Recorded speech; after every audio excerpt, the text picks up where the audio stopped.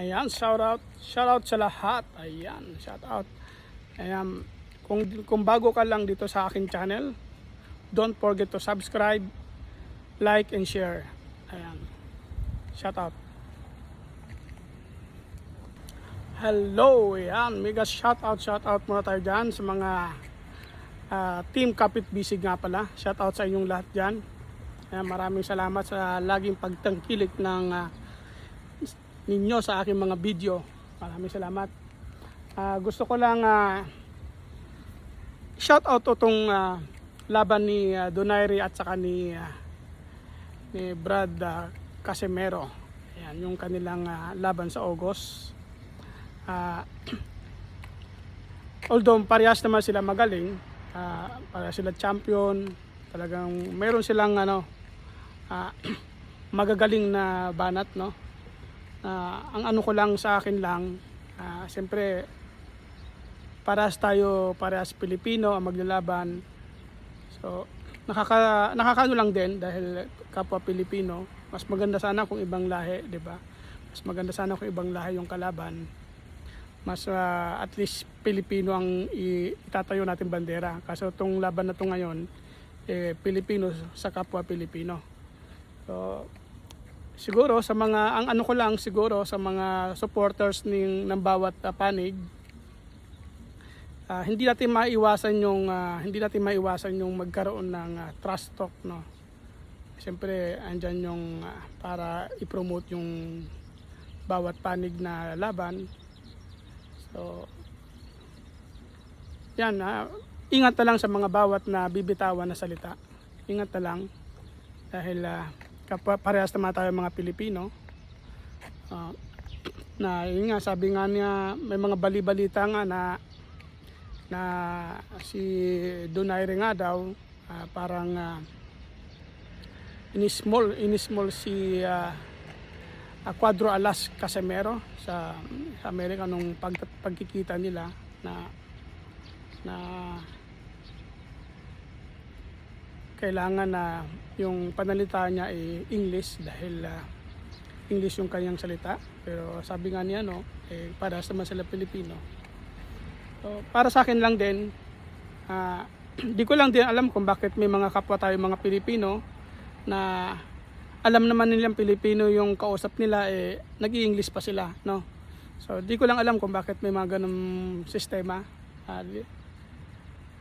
Hindi natin alam kung ano ba talaga, o nagdi-discriminate ba sila o ano. Sa akin wala akong pakialam kung mag-English sila o ano, tatagalugin ko sila.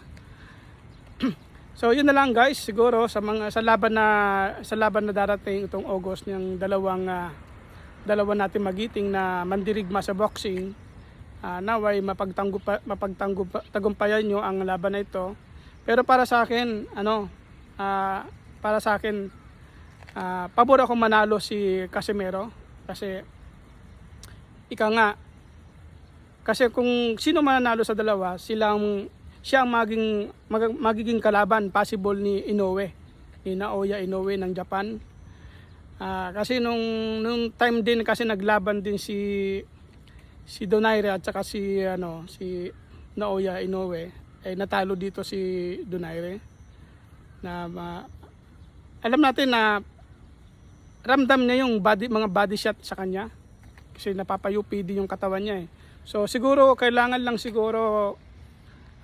kung sino man manalo dito, patibayin nila yung kanilang body. Kasi malakas si Inoue sa body shot. Doon ka titirahin para yumupuy ka talaga. Yan guys, naway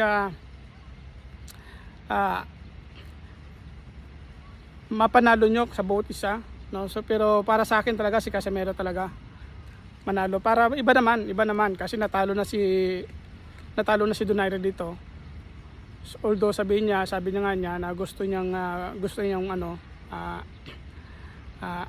labanan uli si Naoya Inoue. So iba naman sana manalo si Casimero. Ayan guys, view muna tayo konti. Nandito ako sa train station ng Japan. Ayan. Good luck sa dalawang magiting na mandirigma sa boxing. Kay Donaire at saka kay Casimero. Good luck sa inyo. Good luck. Pero kung sino man talaga manalo, doon lang tayo. Sino manalo. Kahit ako man, pag nanalo si Donaire, Donaire lang tayo. So sana paggalingin niya lang uli kung just in case na maging kalaban niya man uli si Naoya Inoue, pag-igihan na lang uli na mabawi yung belt na nakuha sa kanya ni Naoya. Yan lang guys. Good luck sa dalawa natin at ingat ang lahat. Ayan, shoutout sa lahat. Ayan.